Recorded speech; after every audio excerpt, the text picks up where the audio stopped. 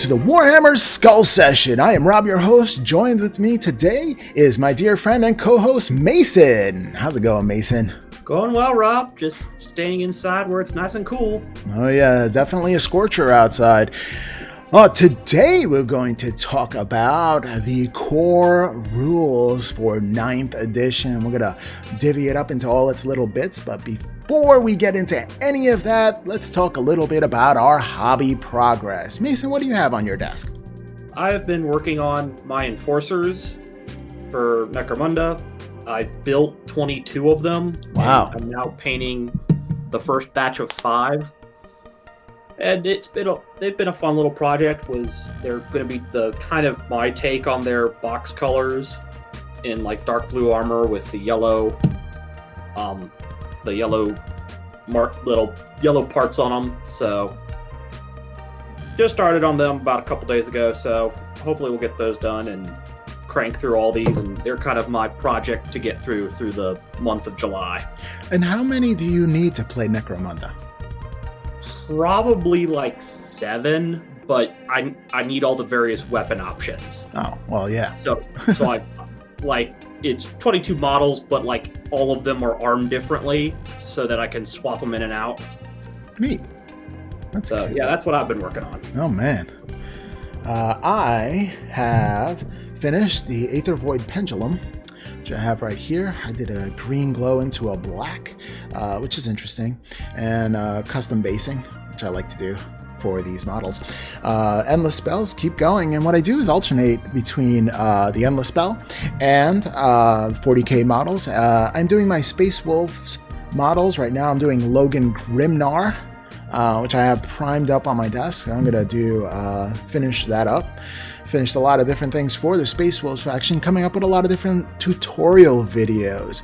And the reason why I'm doing like little hobby tips and tutorial videos instead of full paint ups is because of my Patreon members who recommended that I do short little videos that they can just digest and master one technique at a time, and that would be more useful for them as a viewer. Of course, I respect all my Patreon members for their advice. If you'd like to become a Patreon member, you can subscribe to my Patreon down in the description below if you'd like to support the channel, and then you will have a say.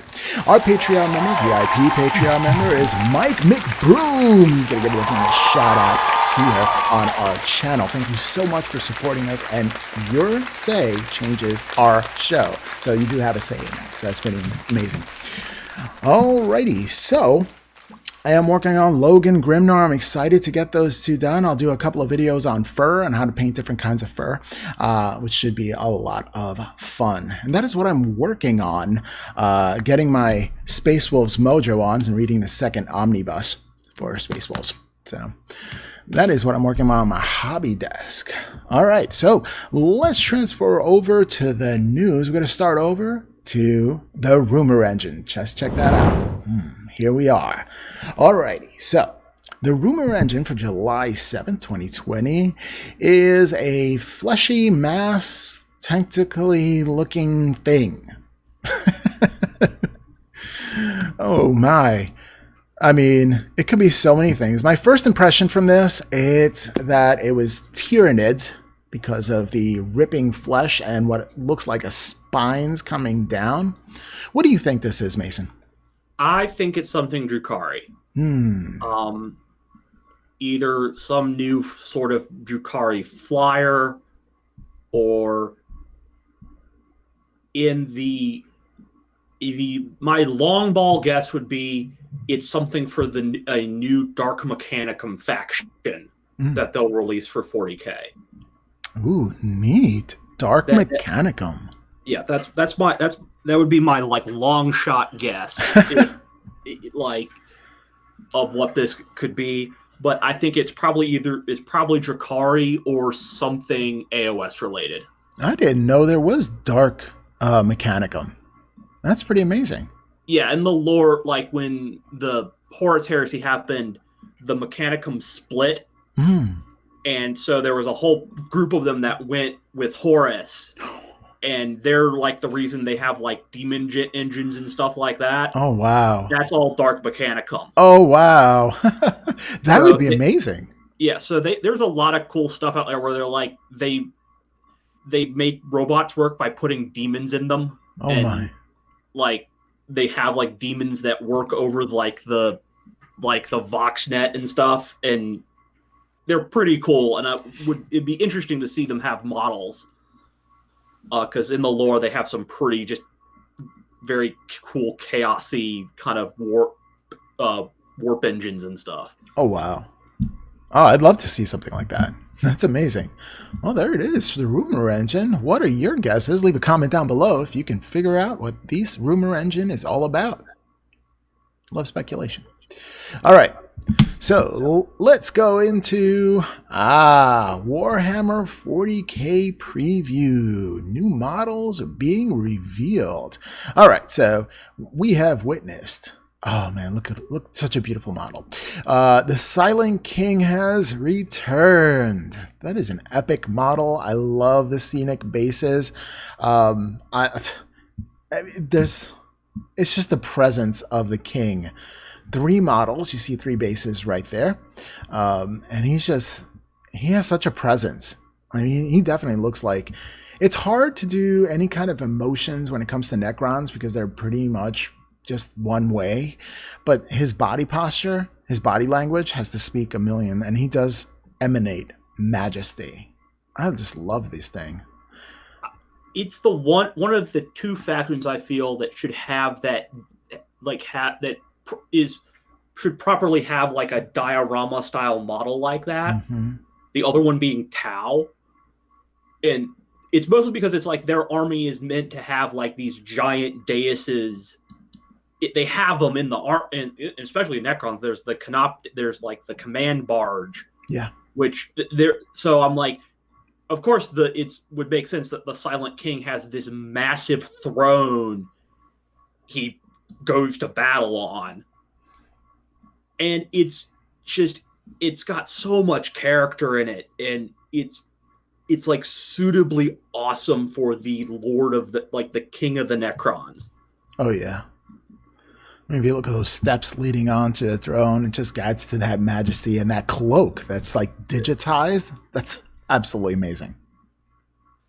Yeah, and I love one of my favorite parts is the Satan shard that's screaming on the back of the throne. Oh yeah. This is just such an epic model. And the one thing I say thank you, Games Workshop, for is this is a models that you can easily put on custom bases. Oh yeah. Because the stuff that makes them on the diorama is not something that's like terrain or anything. It's just, this is the energy of the lightning that's propelling all this stuff. Right. Easily choppable. So it's easy to transfer to another base. Mm-hmm. But this is just such a... I can't wait for people to get their hands on this model and see it done up, because looking at what they've done with like those 2 stones and the effect they've painted on them, where it's kind of got like that marbly kind of cracked jade, those will be... people will do some amazing things with those. Absolutely. Freehand, I mean, you can't just leave an open, flat surface without freehand, man. Yeah. Well, take a look at this picture right here. Look at the background in the upper left-hand corner. You're going to see like a big structure. Do you think that's going to be new terrain for Necrons? That thing is huge.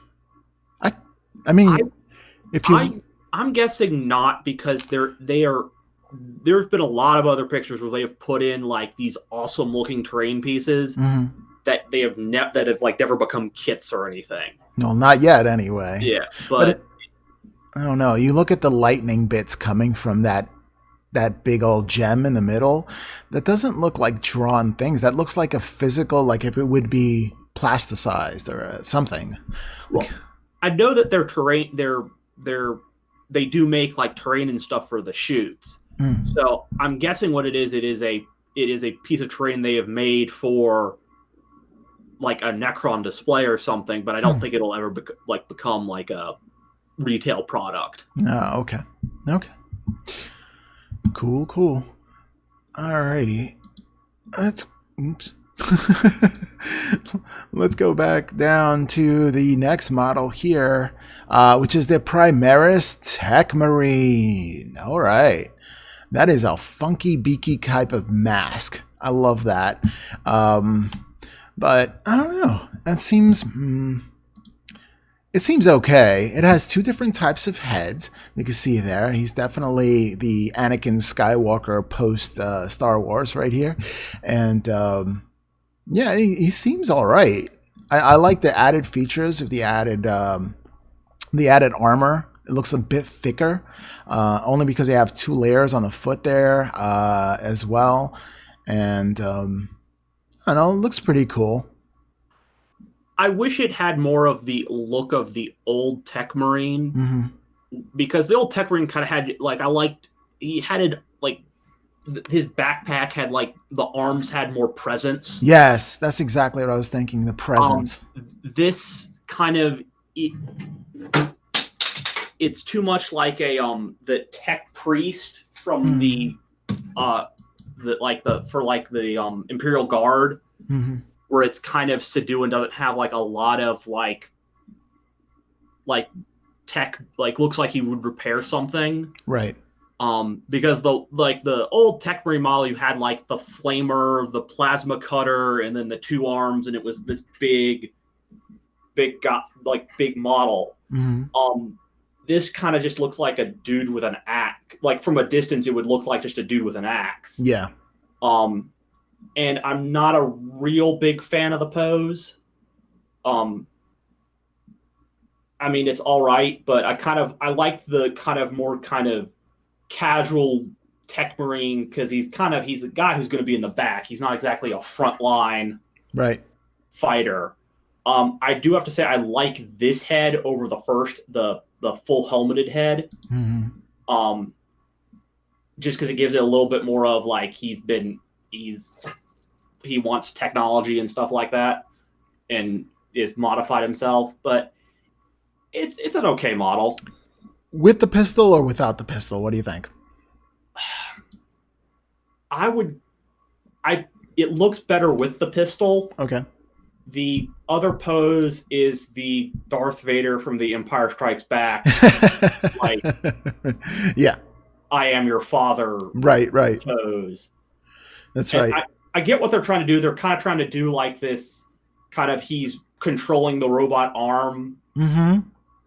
But it just looks like he's like it's the Darth Vader pose. I would put small mini dice in his hands and put him over like a mini game table, and he's just playing 40K. That would be cool as a diorama piece. Yeah, or a craps table. Oh, it does look like he's shucking and he's got it all on black. Wait a second, I think that's roulette. Oh man, snake eyes. All right. Okay, you could tell I've never been to Vegas. All right, let's talk about high-speed zealotry. Let's talk about these priests on the bike.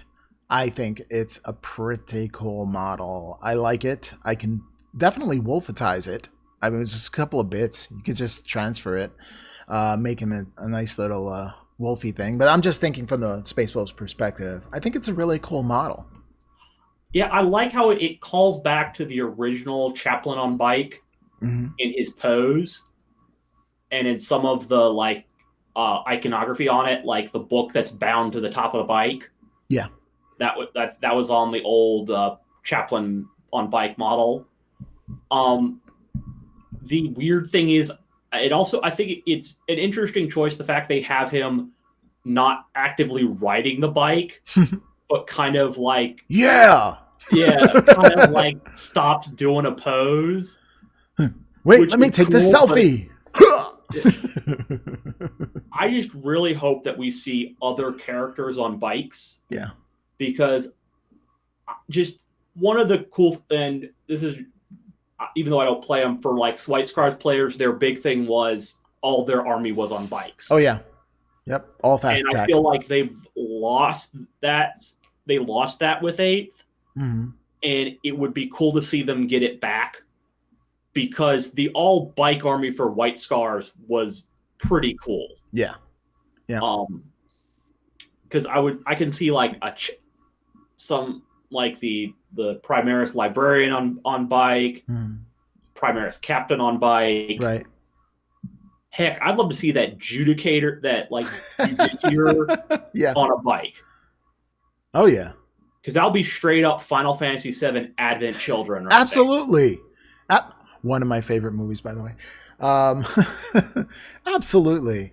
And I do have a friend that actually does White Scar. My brother Mythos from the Frost and Fist, and he's doing a White Scar army. It looks pretty epic. So I think, this advent of bikes is definitely a boon to his army. I like that the skull looks more like a mask instead of like he's literally a skull. I think that's pretty cool. I was not a fan where the mask actually just looks like his skin peeled off, and it's just a skull. I don't know. It's kind of weird. I like they vary it, that it's not kind of, we have a set chaplain helm that we give everybody. Yeah. It's different styles of skull. Mm-hmm. But yeah, this just looks really cool. Love his giant Crozium. Oh yeah. I shall smite you with my mace. Yeah. All right, let's talk about the estan shard. Oh my gosh, it's just, oh my gosh is all I can say about this thing. It's, oh my gosh. It is so epic. I love the presence. I love that the little bits are kind of floating around him and that he's like partially digitized as well. I mean, it's a beautiful model. This is epic. Yeah. And also I love they chose a shard that is mentioned in the lore. Oh yeah. As opposed to just pulling a new one out of their ass. I mean, there you go. Which they could have easily done, and people would be like, well, you've named like several of the shards that aren't the Deceiver and the Nightbringer. Why not use one of those? Right. And so they chose the Void Dragon, which is one of the ones that they have named. Mm-hmm. And this, like, pretty much, this is good. You have to really like the Nightbringer or the Deceiver to get any other Satan shard other than this. I mean, really. Just epic. Yeah, this is like, if they redo the other Satan shards, this is kind of the, like, this is the level they have to reach. Oh yeah. But this, like, this guy's going to be looks like he might be as big as like Magnus. Oh yeah. Or some others, and Nagash. I hope he has the rules to back that up. Yeah, it does seem like a Nagash size figure. Yeah. Yeah. And I mean, you already got the Silent King, who looks like he's also huge, fairly like Nagash size. So you got these two big centerpiece models for. It's amazing. Necrons, and you eventually have a new monolith coming. So, well, I'll tell you, Necrons. They always seem kind of plain to me. There wasn't a lot to them. It was just, well, basically, if you wanted an easy army to paint, just paint it all metallic, do some green glowy stuff, and you're done if you just wanted to play the game. And it just lacked a lot of character, and I'm just so glad the character's really coming back into these models in this range. I love it. Yeah, I love that it's a Xenos army seeing some love, and that I hope they carry on.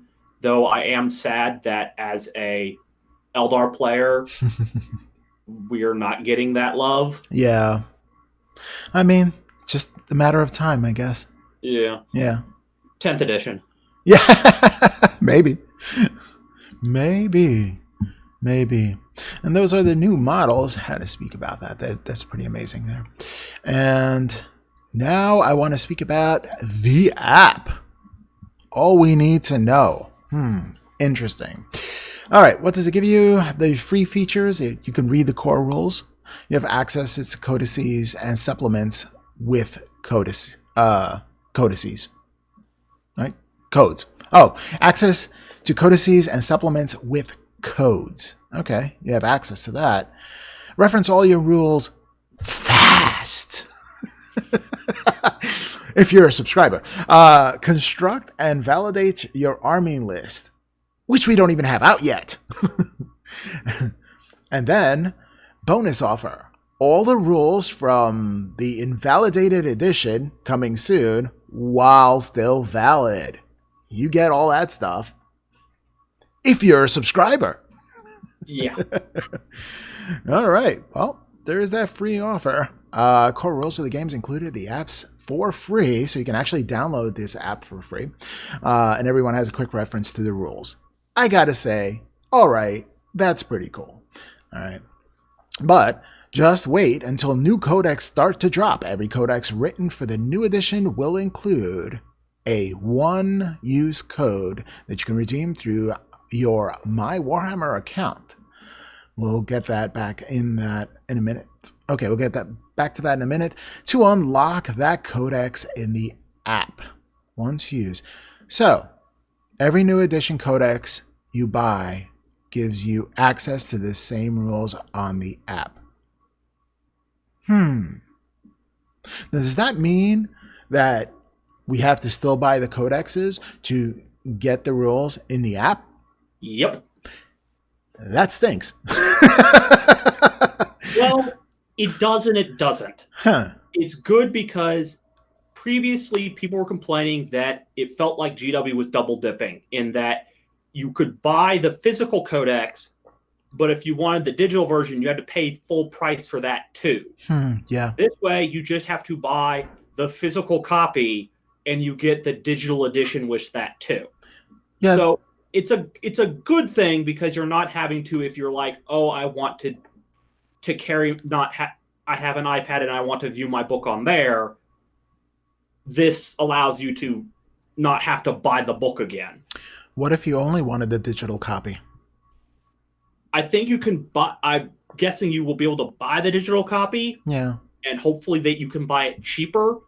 The other confusing thing is that you paid the same price for both either the physical or the digital copy. And normally you would get, in most cases, you get the digital copy cheaper. Right. So people were like, well, why would I pick? I'm going to go for the physical copy because I physically get something. Right. Also, the big thing here is it's Android and Apple. Yes.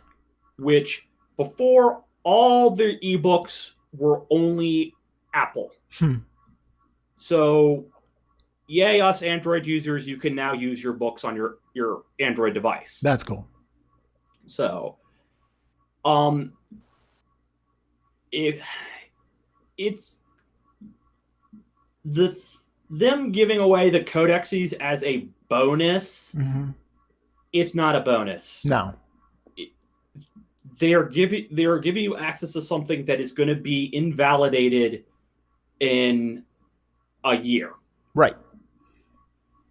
So how is that good for you? Well, I guess you can start playing right away. Yeah. Also, the other thing is they talk about you can build and validate your army. I feel like validate to me there is them singling that all tournaments going forward, you're going to have to use this app to submit your army list. Wow. That would stink. And so I guess like this is me kind of having my theory here is that tournaments will say, well, you have to submit a GW Warhammer through the app, and you can't make an army list unless you pay the subscription fee of £4 or probably either $5 or maybe $750 to use the app. Yeah. Which I have to say, the fact they're charging for this, right, is ridiculous. You have to charge for an app that you still have to buy the codex for, and you still have to pay extra money for. Why? And I feel, and the thing is, people will say, well, they need to charge because they have to upkeep the servers and all this stuff. And my argument is, if you go look at Corvus Belli's Infinity has a free app that provides you access to all the stats for all their models, allows you to build a tournament approved list in the app for free. And in their profiles will link to each one of the rules for all those various units for free. The end. They don't charge for it. They charge nothing. That's Corvus Belli, a much smaller company than GW. Right. So how, like, GW should be able to give this for free. It should, yeah, absolutely. Absolutely.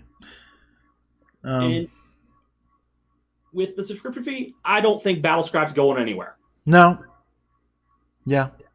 I mean, unless you really do need this app to validate your army for a tournament. And then the tournament goers need this app. Another thing you just got to have to buy so you can play this game. Yeah. That has a very low barrier of entry to begin with. It's... and and they say that, and the whole access your rules for your army fast if you subscribe. Fast. That I'm like, so I have to then pay to be able to, like, if, like, I have I'm guessing because of all their keywords, you'll be able to tap in the app on that keyword and it'll take you to where that keyword is in the rules and tell you what it does. Right. And glorified links. Yeah. That's what it is. Ta-da! I don't know.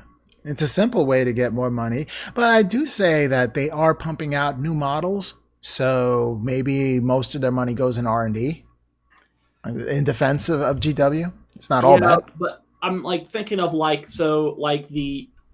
I paid for a month the AOS Azure Army Builder app, and I immediately regretted that decision because the Azure Army Builder was awful. Right. It was just, I've been using Battlescribe and it was in no way as smooth as Battlescribe. And I'm just like, is this like another thing of I have to pay if I pay this, am I going to get another kind of slow, chunky army builder? And is it going to be an app where stuff will drop and the new models, their stats don't get updated or released or anything like that? Because I know at least with the AOS one, they still haven't put the Lumineth, the Realm Lords in there. Right. So if you're a new Lumineth player, the app's worthless to you. Tough. Yeah, for now it is. That's right. And I know people in the past, people complained about, it took so long for changes that were FAQ'd to show up in the app. And so I'm just like, maybe that's why they're charging for the app, so they can have people employed, dedicated to make those changes quickly. And so it can run smoothly. And you would need to dedicate somebody to do that. I know running an app is not an easy process, especially with all the changes that GW does, with all the new rules and effects, especially the stuff that's coming out in White Dwarf. I mean, you're changing rules on a monthly basis. You need somebody dedicated to write all those rules in and change things up. Yeah. So I can see that much. But I think the issue being is that right now, I'd have to say the standard is Battlescribe. Yeah. And if you are not better than Battlescribe, there's no point in most people using you. Right. I mean, I'm still learning how to use Battlescribe, but from even a beginner like me, it's kind of easy to use on the phone. Yeah. I mean, I'm not saying, for instance, that Battlescribe is perfect, but it's free and gets updated fairly regularly. And yeah. So. Yeah. All right. If you're done with this topic, before we get into the main topic, I do want to give a shout out to this shirt. You may have noticed that I'm wearing a TMP shirt. It's not the standard logo TMP shirt, and that's because my nephew owns a t-shirt company called Reckless and Refined and did this shirt for me and is actually giving an offer to the viewers. TMP10 is the code. You get 10% off of anything that you would like to custom print for your t-shirts if you'd like to do something. So if you're a Necron player and want to take like a something you drew up and put it onto a t-shirt, you can do that. You want to get a TMP t-shirt that way? You can do that too. All right. Absolutely. So just wanted to give a shout out to Reckless and Refined. And I'm putting the link down there so you can get to it. All right. So that being said, another offer from companies. You got to love that. You stand behind us. All right. So let's get on to the main topic here. Let's get into the core rules. Boom. There it is. All righty. So let's get into the core rules. Let's start off with a whole bunch of stuff. There's like a whole bunch. It's a lot longer than I thought. But like, I get the basic rule set. I still have the old core rules that I had on this little small handout that I got with the starter set for 8th edition. And I'm like, oh look, it's so small and cute. Yeah, gone are the days of really small rule books. Yeah, I think they realized that having a small, you can have a cut down rule set like that. Yeah. But the problem is that it leads to easy shenanigans. Yeah, that's true. That's true. And this is basically that rule set after a ton of shenanigans. The lawyer came in and just rewrote everything. And that's kind of what the rules we have now. Mm-hmm. So I do like the layout of the rules. I love the fact they have bullet pointed lists to keep a quick reference. That it works wonders for me. Okay. I like that they have clear definitions of missions and armies and keywords, that they really get into the clear definition. Again, rule lawyering everything down so this way it's clear and there's very little doubt into exactly what they mean. I love that. So you have definitions of units, unit coherency, which we're going to get into. Let's talk about the basic rules here. All right. Let's talk about the units. All right, so starting with unit coherency. So it's 2 inches is normal, right? If it's less than 6 model per unit or 5-inch vertical, you'd have to have that unit coherency. And you need to be within 2 inches of 2 models if you have 6 or more in that unit. You do get punished for being out of coherency because your models just get removed. Just point blank. Done. Goodbye. They just died.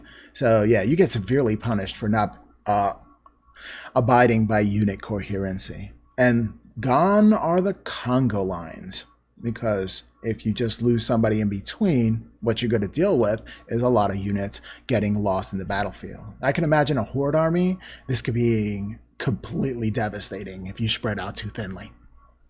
Well, it's more of you have to keep your units kind of close together. Yeah. You still conga line. You can with these rules you can conga line any unit. It's just you now have to pull from the ends of the conga line. Right. You can't kind of pull from one in the middle of the conga or something like that.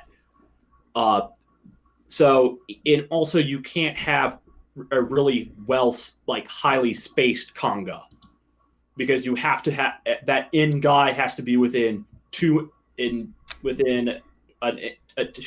inches of 2 of his friends. Mm-hmm. So it prevents kind of those pictures where it's like orc boy 2 inches, orc boy 2 inches, orc boy 2 inches, and it's across the table to prevent you deep striking in the backfield. Right. So I think it's a good change. I think it only affects certain units, and kind of mostly you would not run your units that spread out anyway, since templates are the thing. You don't need to worry about that. Right. Right. So what do you think about the 5 inches vertically? Now, I think that what they're trying to do here is that if you set up within a building and you don't have enough room for your guys on the top, but you still want to set up your unit on a ledge or something like that, you still have coherency even if you're on multiple levels. Yeah, the 5 inches is, I believe, is the standard height they have for their ruins in between levels. And so, yeah, as you said, this is so that you can get them in a building and not have your guys run away, like basically not be able to put guys up because they would be too far away from the guys below. So I think it's good. It's kind of bad if you have a piece of terrain where your floors are over 5 inches apart. Right. But 5 inches is pretty high already. So yeah, it's like 2 levels up, right? Yeah, well, one level of the current sector imperialis terrain is 5 inches. It's 5 inches. Okay. So speaking about 5 inches, the vertical 5 inches, let's talk a little bit about the engagement range, which is 1 inch horizontally, also 5 inches vertically. So I don't know. There's this unit of, I think they're reavers that ignore height to go up and scale to get. And I was thinking the advantage there is to get into engagement range really easily. But this way, if you are a floor up and you're on the base level, you can still get into engagement range and engage somebody who's, vertically challenged. And I can see it a benefit because you got a set of Hellblasters and you actually get close enough to them. you could wreck some face if you can possibly do that, if you can get close enough to some Hellblasters. So I see the positive things in that. Yeah. So the thing is that engagement range is different from melee. Engagement range is just it's kind of it's basically a buffer all units have that prevents other units from touching them. So you can only enter that engagement range is if you're going into melee. Right. And so I think you still have to be within a half an inch to be in melee and to fight in melee. Oh, okay. So this is just I can't be touching you unless I'm in close combat with you. Oh, because I thought it would make it easier to engage units on the upper floors that way. Yeah, I think you still have to be within a half an inch of the models to fight. This is just prevents models from if they're in the build, if you're charging unit, it prevents that I'm touching you before I charge. You still have to be an inch away. Right. I don't know what the 5 inches is for. I'm guessing that prevents you being immediately above them. But yeah, that was my take on it. So if you want to charge a unit that's 5 inches above you and you're 1 inch from that range there, getting that engagement range, and you want to charge that unit, you can't do it from the base floor? Again, I don't know because this brings up kind of one of my first critiques of this is I wish GW would include more visual diagrams of what this means, because is the engagement range supposed to be this oval around the unit, or is it just an inch out, 5 inches up? Kind of just give us some more visual descriptors than just a verbal kind of, this is trying to, you have colored pages and you have cameras, you can show visually what you mean. Right. Yeah, because it seems a little weird with that. All right. So next we'll talk about the battlefield. We'll talk about terrain. And it's advised to have 1 piece per every 12-inch square on the board. Now, it's not saying that you can't have more or less. It's just a basic recommendation. So this way, it doesn't really give it advantage to one army or the other. If your army is totally about close combat, and if you have a lot of terrain, it could sneak up on you. But if you're just like a shooty army and you have too little terrain, then you're just going to get blasted off turn 1. This is a good balance for both. Although I can imagine if you're playing Cities of Death, then you would want a very dense field.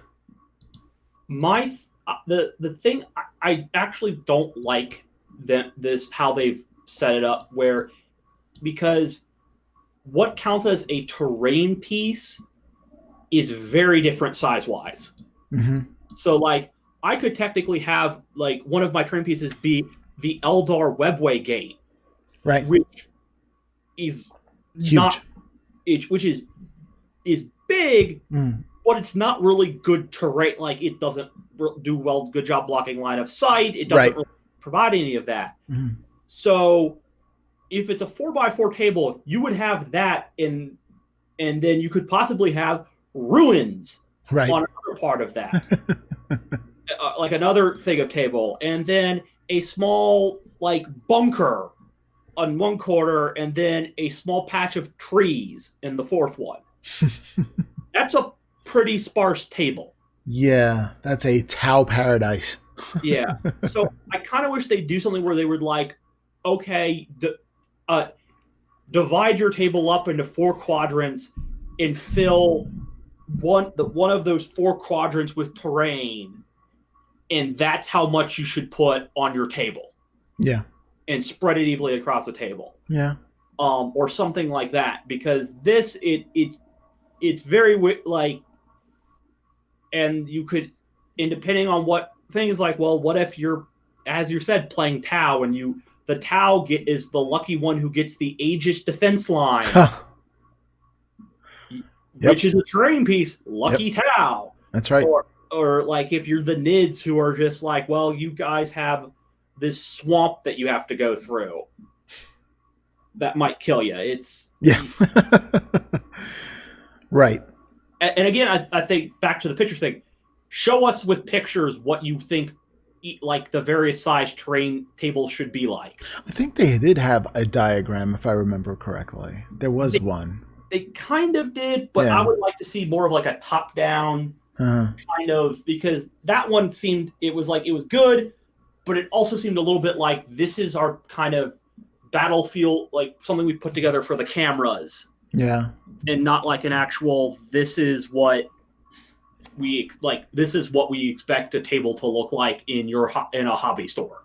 I think that the best thing is that most important rule that they have in there, that you talk to your opponent and you guys agree on what is, suitable for the game that you're playing. It's fair for both of you guys or girls. And then you just, put your terrain features on as applicable. I think that's the best way to handle it, because there's so many different loopholes. Like you said, you could just do sparse terrain that you can see through, give somebody advantage or not, which is definitely not fair. So yeah, let's talk about measuring distances. All right, so always the nearest points on the base. I like that, or the hulls of vehicles. All right. So if you have a Land Raider, which I just finished 2 of them, measure within the hull or the closest point to the model to the other model for distances. Makes sense. I do like that they're using bases as models, so you're not modeling for advantage. And like my pistol is going further, and because I placed the model at the tip of my base, and I can get closer. None of those shenanigans. It's just the base. It seems right. Yeah. They clarified within and wholly within. So now this is different, that the units wholly within has to have every single model wholly within a certain range. So that's definitely a change. It's before it was just like, we have one model and that's wholly within. And some people said, that's all wholly within. But now every single model needs to be wholly within when it comes to that rule. I always thought that's how it was, is that if it was within, you could have one model in, it would count within. But if it was wholly within, your entire unit had to be within that bubble. That's because you're not a cheater, Mason. You're not a cheater. Which is a good thing. All right. So, but there are people who mince words. I mean, yeah, I've seen it happen in certain game stores, which I'm not going to mention. All right. If you want to be one of those game stores we've mentioned, sponsor us. Right? No. If you want to be badmouthed on the Skull session, let us know. And we can provide that for you at a fee. No. All right, so dice rolls. So I like the way that they defined very clearly D6, D3 rolls, and roll-offs, which at first when I did D3, I was like, there's no D3 dice. At first glance when I first started the game. So I like that they clearly did it for new players. Order of modifiers. Now that is different. So it's now not, please excuse my dear Aunt Sally, the tried and true method. No, it's divide, multiply, add, and then subtract. So it's Damas. But yeah, I can see that. Like you have a power fist, and you have some shenanigans with that. That eliminates that if you're dividing first. And then multiplying second. So I can see that. Yeah, I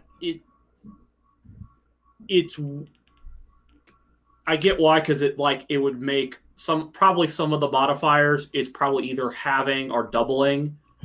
And if you did multiplication for it first, it'd be, well, I doubled your strength. Well, then I have your strength. Right. We're back to square one. Right. Moving on. Right. This way, it's like, well, now, you're still kind of there. You still mathematically end up there. I'm not sure why they've done, now that I'm thinking about why they've done division first. Maybe there's some reason they did. Oh yeah, I'm sure.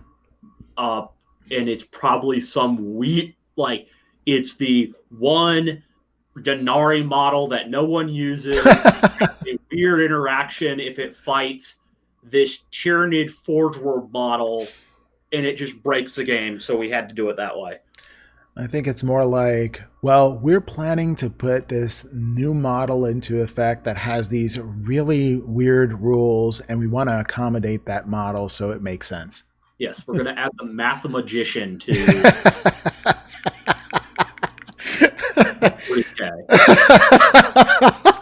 I can see that. The Mathematician. All right.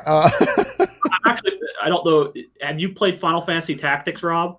I have a while ago. Well, there's the class that's I think it's like the Mathemagician, where all the damage is based off of numbers. Oh my god! The stats of the units he's fighting. I remember I played Final Fantasy, I think it was 11, it was online, and they had this one character class where it was the Gambler, I think it was, where you throw some dice and you get some benefits to it within game. So it was like throwing little dice throughout the whole thing. Yeah, that needs to be like a Gene Stealer cult character. Oh yeah, definitely. Gambler. Oh yeah, the Gambler. That definitely fits the aesthetic. All right, you can modify above a 6, but you cannot modify below a 1. That's something that they're doing there when it comes to the dice. That's good, because I think somewhere along the way in 8th there was I think it was a Harlequin list, which basically they you could basically make it so orcs just could not shoot you. You could put enough modifiers on like orcs and I think also guardsmen to make it so that they just wouldn't hit you. Yeah, I mean, I guess if you're playing a game and you need to do that to win, that says something about you. Right there.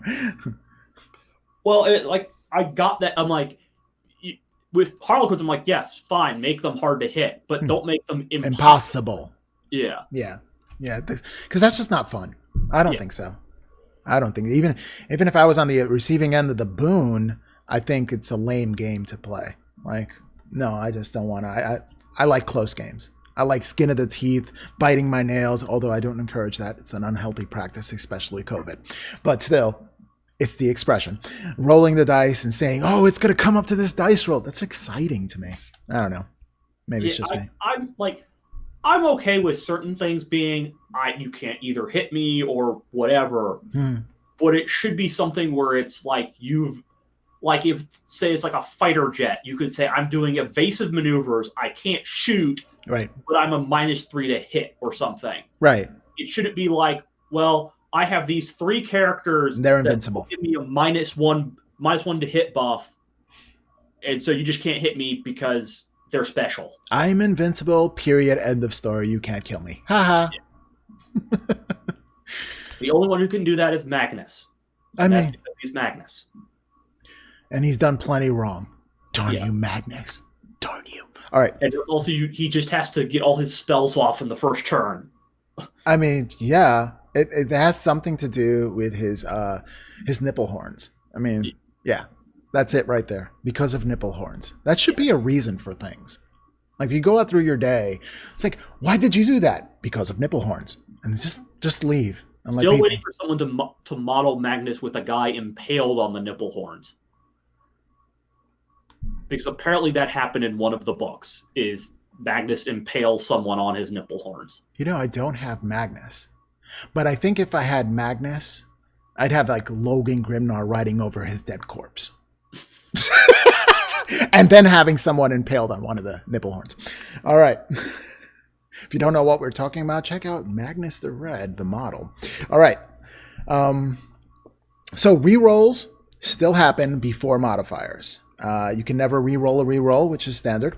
Wobbly model syndrome is if a model can't be physically placed, then you kind of agree that this is where the model is. And, if you have a cool player right there, then that's just the way it is. So it's not... So the wobbly model, I read it. Okay. It's not that it can't be physically placed there. They've specifically worded it so that has to be able to be placed there, but if it was like left there, the possibility of it being knocked off was very high. Right. So you can't really say, like, it's no longer can you like put it somewhere and you'd be like, well, it's wobbly model, it can't fit it. Like, no, you have to like be able to have like balanced it there and say, okay, it can fit there, but if I leave it there, eventually it would knocked off and something like that. Right. So that's somewhat of a shame. I'm glad they've clarified it some, because I think a lot of people were using it as I'm touching this thing that my base can't fit on this small ledge. So wobbly model because I can't hold it there. Yeah. Yeah. If it falls off, you can't be on there. Right. Right. I told you can't put the Redemptor Dreadnought on the 5th floor of a building. Yeah, I think it's worthy to read this part. It says, sometimes you find that a particular terrain feature makes it hard for you to place a model exactly where you want. If you delicately balance a model in place, it's very likely to fall as soon as someone nudges the table, leaving your painted model damaged or even broken. In cases like this, that's very specific, provided it is still physically possible to place the model in the desired location, there you go, you may find it helps to leave a model in a safer position, so long as both players agree and know it's its actual location. If later on an enemy model is shooting the model, you will have to hold it back in place so they can check for visibility, which makes sense. Absolutely. Yeah. All right, so we have sequencing now. So if things happen at the same time, the player chooses what happens first. That's empowering. Yeah, that makes sense. That the player I think some of them says like the player who it's happening to gets to choose, or I think this one is the player who's the active turn gets to choose the order of operations of the rules. Yep, the player whose turn it is chooses the order. That's correct. Yeah, it goes weird later. I'll point it out later on. There's something similar where it goes strange, but continuing on. Yeah. The opponent. Yeah. All right. So datasheet definitions. Now we have these funky icons, which if you go back, another thing which didn't really matter but kind of matters now is the difference between full starting strength and half strength and destroyed units. And it's more of the half strength, because all of a sudden half strength now matters for morale. Oh yeah, that's right. So half strength is, as it says on the 10, it is if half your models are dead or more, you're at half strength. And you're destroyed if all your models are gone. Really? Yeah. And if that's up for debate, you need to find a new opponent. Yeah, really. And never play with that person again. Because if he's debating that, well, my model's not destroyed. Well, is it on the table? Yeah, but. There's no yeah, but. Yeah. If it's gone, it's gone. That's when you have a little cauldron with melted models, and you're just like, is it on the table? No, you're debating this? It goes in the cauldron. It goes in the cauldron. There's no debating the cauldron. Yeah, don't. I'm not promoting that you have a cauldron next to your game table. Let's get that clear. But maybe I am. But yeah, that just. But half strength, yeah, absolutely. So the number. Just that's the one. That's kind of the one thing to take away. And starting strength. Yeah. There's a couple things in here that they talk about where it's like this should not be like. Starting strength should not be something that's like it's what you start with. I think that they put starting strength and destroyed units in because they wanted to introduce how important half strength is. So they had to have a point of reference. Yeah, I think that's the only reason. Yeah. Plus, if you're a new player, you'd be like, what is this half strength thing? Half from what? Half from the starting strength. Yeah. So I think that's why they did that, just for clarification. I like that they have TAO imagery faded into the rules, because I have to start my TAO army one of these days, giving Xenos some love. And then automatically everybody's going to hate me. No, you're not playing 7th edition TAO, so... Oh, okay. It was 7th edition TAO where you would be running 3 Storm Surges or like 4 Riptides. And like, I think most of them, like I think you would run like the...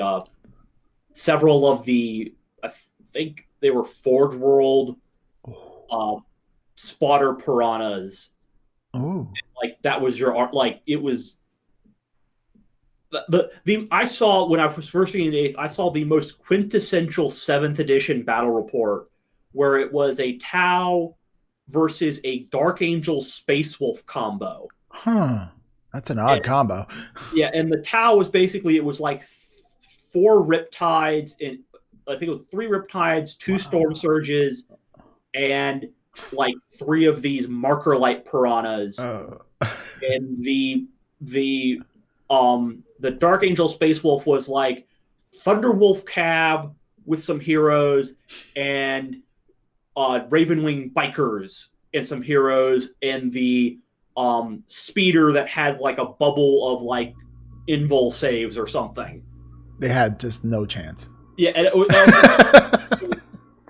wait, so where are the foot troops in these armies? Right, there aren't any. Yeah. Oh goodness. Yep. I'm looking forward to building my TAO. I have plenty of them. I miss the fact that I tried to get supremacy armor over off of somebody, and they promised me a pretty decent deal because it was half built, and they were like, "This is too big for me, and I'm not going to ever build it. I want to give it to somebody who would do it justice," and everything seemed promising, and I got my money back for that. You know, it was like $450, and I got my money back for that. So that's good, but I don't have a supremacy armor, and I'd love to get my hands on some. That is an awesome model. It really is. It is a gorgeous model. It is. Maybe one day. One day. So TAO Interlude done. We're moving on to the data sheets. Data sheets! All right, so let's get into the pictures here. Now, I think they did the pictures here, so this way they can have shorter data sheet cards. I believe they're going to come out with data sheet cards, and they're going to have just the symbols on it, and they don't have to really write MW because that obviously took up too much room. Because why have abbreviations when you can have cryptic pictures? I mean, yeah. Well, I guess this way they don't have to print stuff up in all the different languages. It would be easier just to have a picture. Sort of like the walk and don't walk symbols that I had in New York when I was growing up. They literally said walk and don't walk, and they switched over to a person walking and a person not walking. Yeah, so I think that's what they're doing. I'm guessing you're right, because they do show a picture of here of the Japanese data card. Right. So also, the one thing I will have to give them is thank you for giving us icons that relatively make sense. Yes. If anyone has seen the AOS terrain dice, that is how not to do. No. Yeah, no. Muy mal. That Yeah, is so confusing. yeah. Those are, you are just, at that point you are just buying dice with symbols on them that you can interpret any way you want. Anyway. Yeah, it makes sense. You have an arrow for move, a shield, all that stuff. So I like the data cards. My one thing is, I'm like, if I will not buy a set of these if they come out with one. Why not? Because they will get updated with new rules. Yeah. Or various changes. And then my data cards are going to be out of date. Well, it's going to be just like a Codex. Yeah. Yeah. But the thing is, like, if they're kind of going the AOS model, mm-hmm. AOS, they've changed some of the rules for some of their data cards without like having a new codex release or something. They've like changed how various aura abilities work and stuff like that. Right. So I'm like, is it, if it's going to be like that with the data cards, I'm probably going to pass. Yeah. Well, that's why they're I think maybe they're just leaning towards the app for that because it can get updated. Yeah. Yeah. With the one thing I wish they did, like, I get what on here, the 2 where they have like the unit kind of what its designation is. Mm-hmm. I kind of wish they'd change in, like, I get they have to keep it kind of all the same so it makes sense. Yeah. But I wish they'd make it kind of thematic for each army, because each army has different ways of signifying their various, like, their fast attack, their elite and stuff. Mm-hmm. So I kind of wish they didn't probably do imperial symbols all the time, or at least showed us what those symbols would be for, like, the Eldar, for the TAO, stuff like that. Yeah. I mean, but then again, that would get really confusing if, yeah, I think so. I mean, I get confused easily. That would totally throw me off. That's just my poor person wanting to know, because when they give us like the decal sheets, there's all these various symbols, and I just would like, can I just have like a thing that shows me what all these various symbols are for? Right. It's not Imperial Fist, it's strength. No. So we have the definition of define all the points in the data sheets. They have the example of data sheets right here. Under strength units. Now you can use only one, and it's not included into or added to your detachments. So it doesn't validate your detachments if you have an under strength unit. They say there as well. They define aura abilities, which will now be on the data sheet. You know, the aura abilities. I didn't think it would ever was not on the data sheet. I don't know. They have the examples of the Outrider and the Assault Intercessors data sheets. And for those Japanese viewers out there, mushi mushi. I had to say that. Okay. and I'm guessing it's Japanese. If in the comments, let us know that you'll be like, you racist bastards, that's Korean or something. Well, I mean, it looks like Japanese, and then Chinese. It looks a little Mandarin on the right hand side of that. That's what it looks like. I mean, I'm looking closely. Korean has a little more ovally signatures. I'm a world language teacher. I've seen these symbols. I don't teach Japanese. I don't teach Chinese or Mandarin, but you know, I do know them. People that do. So there you go. I like to keep it international up in here. So, battle round. Let's talk a little bit about battle round. So, the first thing is the command phase, and that's a bit new now. So, doing all the commands, using your command points first. So that's definitely a new thing, which makes sense to me. Then we're going to go to the move, the psychic, and then the shoot, charge, fight, and then morale change. So a lot of things did not change here, but that command phase in the initial position definitely did, now that they actually made it its own phase.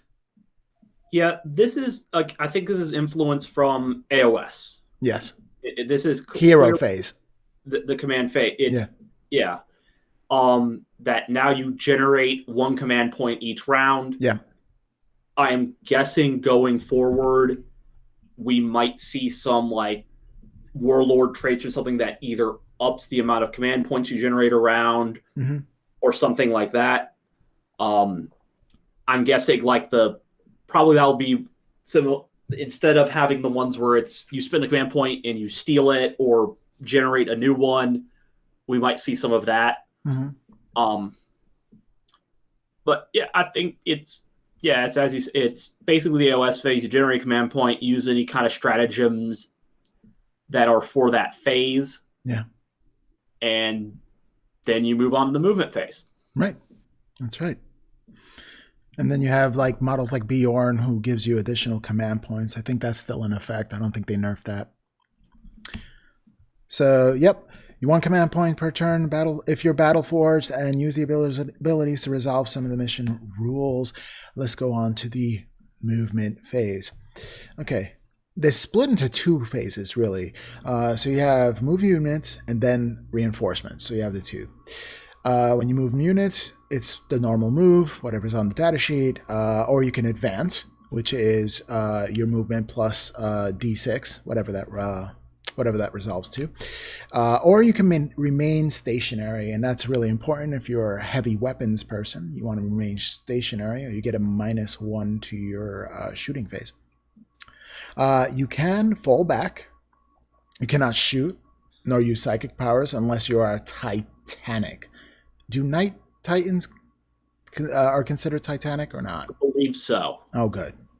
Good. The interesting thing for me here is that it sounds like if you move like models of a unit, that counts the whole unit as moving.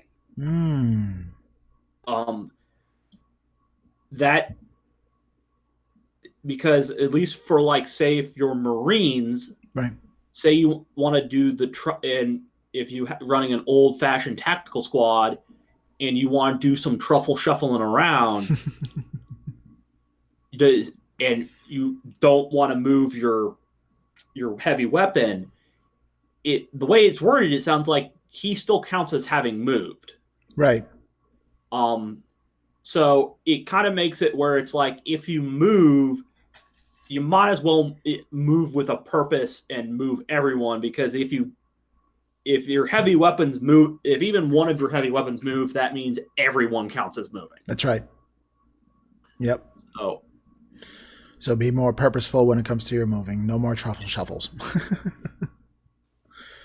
They had some clarifications, which you can move less than 1 inch high features freely. You can move right over them. Infantry, beasts, swarms move through a breachable or ruins, breachable terrain. Fly. You can move, advance, fall back, and charge over other models. You can also ignore vertical distances when moving, and you no longer fall back. You can no longer fall back and shoot. So that's nerfed when it comes to flyers. Yeah, that's going to make certain units kind of not be as good as they used to be. Like the interceptors, their kind of big shtick was they would shoot, but if they needed to, they could charge and fall back, right, and still shoot. So I'm not quite sure why they changed flyers to make it so that they couldn't fall back and still shoot. I think it maybe is an issue because they gave fly to a lot of stuff that was originally hover, right? And it stuff like the TAO tanks and things like that, where it's like, well, maybe they shouldn't have the same abilities as like a jump pack trooper or Eldari on jet bikes, right? To fall back and still shoot. So, yeah, that's a change. Definitely. So aircrafts, you can move over then or end an engagement range. You don't need to fall back for those things because they're flying high above and they don't have impact on infantry models. Other than killing them. I mean, yeah, there's that. You can't make a minimum movement on a model. It enters strategic reserves instead of getting exploding off the table mysteriously because you had some kind of force field at the end of your table that destroys all flyers if you cannot make your minimum move. But now you're going to strategic reverse. Basically, you're going to deep strike, and you deep strike them anywhere on the board, which is interesting.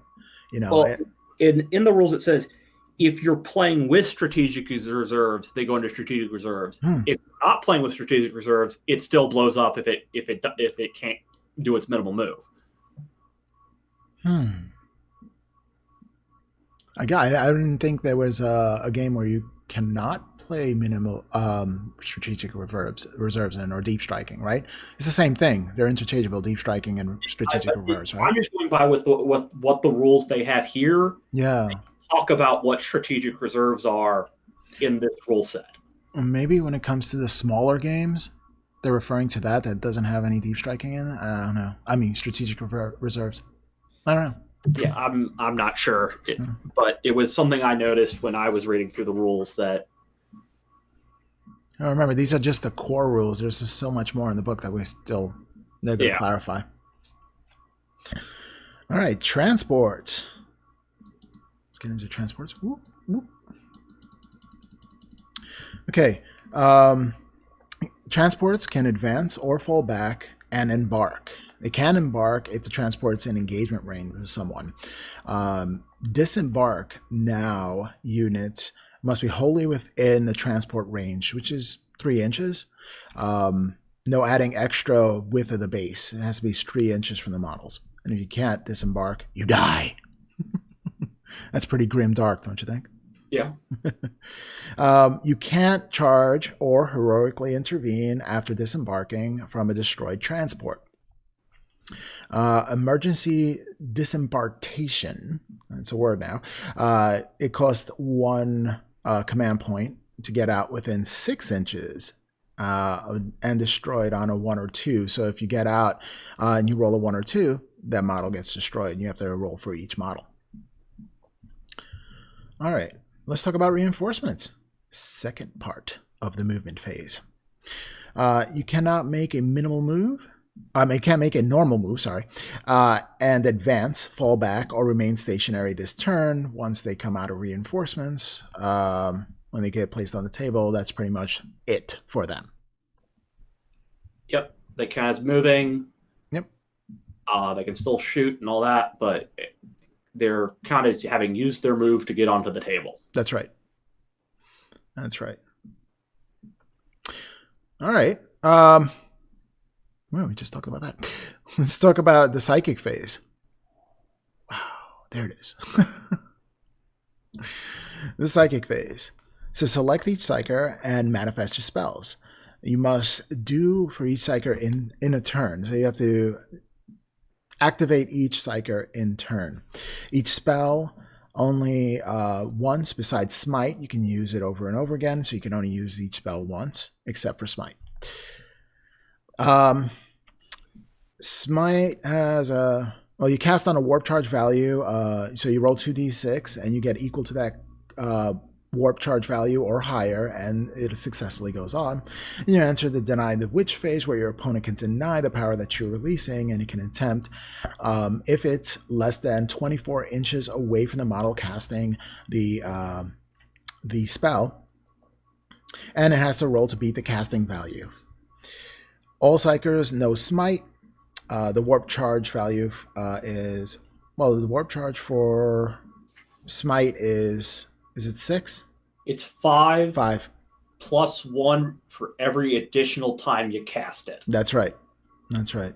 So they've included the change that happened to smite over 8th. Right. So smite does a D3 mortal wounds on the nearest unit within 18 inches that has line of sight. But if you get 11 or more in that unit, it's D6 mortal wounds. So you get D6. It doubles the value if you get 11 or more when you roll. Increases the casting values cost per each psychic that it casts. Like you said, every time you cast smite, you have to add 1 to the difficulty of it coming up. Perils. If you get double 6 or double 1, you suffer D3 mortal wounds. And if your Psyker is destroyed as a result of those mortal wounds, every unit within 6 inches suffers D3 mortal wounds. It's an explosion of psychic energy that kind of just like kills things around it. That's definitely a chance that you'll take. Now, I don't know too much about Psykers because I haven't really used them playing Space Wolves, although I do have Nigel's Stormcaller, which I'd love to get on the battlefield, and a Rune Priest as well. Yeah, so the Psykers that had to worry about peril, like the dying from perils, were pretty much Imperial Guard, like I forget the name, but the Imperial Guard Psykers. Because you had a low wound count model that, if it perils, pretty much was almost guaranteed to die from perils of the war. But luckily you had a Commissar there who has a rule where he caps him in the head before he goes crazy. That's fun. Yeah, the interesting thing about the psychic phase is, one thing they clarified is that when you start casting with a model, you have to do all the spells with that model before you move on. Okay. You can't kind of big bong back and forth between various spellcasters. It's like, if you start casting with Magnus the Red, you need to finish casting with Magnus the Red before you move on to Armin. Right. I mean, it makes sense. I'm still sad that they don't have a greater they still have a very limited denial range. Because it just, a lot of some of the issue is that denial doesn't come up that often sometimes, because a lot of good casters kind of stay in the back. And if they're outside that 24-inch range, you can't really deny them. I wish they had gone the way AOS is, where it's 32. Yeah. So you have more, it's more beneficial to bring that with your Psyker along. Just be able to have that denial. But I think they did increase the denial range some. I think it used to be 18 and now it's 24. So yeah, that's towards that change. Yeah, definitely. All right, time for the shooting phase. So select the unit, select targets, resolve the attacks. Targeting within the range of line of sight, and you declare what your profile says. Weapon types, you have the assault, the heavy, which is now only -1 to hit for move on infantry, rapid fire, grenade, pistol. If in engagement range, you can only shoot if using a pistol weapon, vehicles or monsters, at -1 to hit with heavy weapons. And you can't fire blast weapons while you're in engagement range. You can declare targets that are not in close combat, but only fire if their shooting frees them up. All right. We have some shooting attacks. Roll to hit, roll to wound. The opponent rolls saves, subtracting armor penetration. Invulnerable saves can't be modified. That makes sense. And you can't use more than one rule to ignore a wound. So if you're using Disgustingly Resilient, then you get to stick with that. So one of the big things in here is that you cannot now to hit roll cannot, I think it's to hit and to wound, cannot be modified above a +1 or below a -1. Right. Yep, they're capped. That's huge. Because it basically means that it's really hot. Your units will remain pretty much as good as what their base weapon stats are. It's going to be very hard it's not like they're going to be shifting. Like if you're a Marine, if you hit on a 3-up, the worst you're ever going to hit on is a 4-up. Right. That's a pretty big deal. Yeah, it is. Especially like if you're talking weapons like Power Fists, where you already got the -1 on you. You're always going to be hitting, if you're on a captain, hitting on a 3-up. If you're a Terminator or a 4-up, you don't have to worry about them saying, well, I also have a -1, so it's minus, you're hitting on a 5. Right. So you can kind of gauge how effective a unit's going to be given just what their base ballistic skill and weapon skill are. And the -1/+1 to wound, that's again another, depending on, well, you also, because you have the toughness of the target, so it's the wound is not a big a deal as it is to hit. Right. Because the hit, you could easily put a ton of modifiers on there, and you're hitting on a 6. Right. You have to just rely on your invulns, or you're just going to get blown off the table. Yeah. Yeah. So luckily, it's that's a nice change. Mm-hmm. And I want to say I think that pistols might have changed. In that the line that you cannot fire any other weapons if you fire a pistol.